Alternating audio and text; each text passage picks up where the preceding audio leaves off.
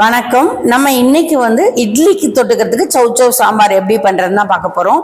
அதுக்கு எங்களுக்கு 2 பேருக்கு சூப் மாதிரி போதும். அதனால அரை சௌச்சவ், 2 பச்சை மிளகாய் போட்டு கொஞ்சம் மஞ்சத்தூள் போட்டு 3 விசில் வேக விடுறேன்.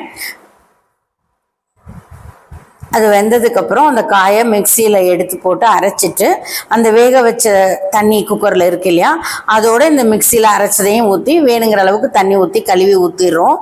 நாங்கள் கொஞ்சம் தண்ணியாக தான் வைப்போம். உங்களுக்கு கெட்டியாக வேணால் இந்த இடத்துல நீங்கள் வேக வைக்கும் போது பாசிப்பருப்பு ஆட் பண்ணிக்கோங்க. இதோட வெங்காயம், தக்காளி, நம்ம 2 பச்சை மிளகாய் அரைச்சோம் இல்லையா, ஒரு 3 பச்சை மிளகாய். இந்த பச்சை மிளகாய் காரம் இல்லை, அதனால ஒரு 3 பச்சை மிளகாயும் போட்டு தேவையான அளவு உப்பு போட்டு 3 விசில் வேக விட்டுருவோம். நல்லா வெந்ததுக்கப்புறம் அது நல்லா சூப் மாதிரி இருக்கும். இந்த ஸ்டேஜில் நம்ம கடுகு, உளுத்தம்பருப்பு, பெருங்காயம், கருவேப்பிலை, வரமிளகாய் போட்டு தாளிச்சிடலாம்.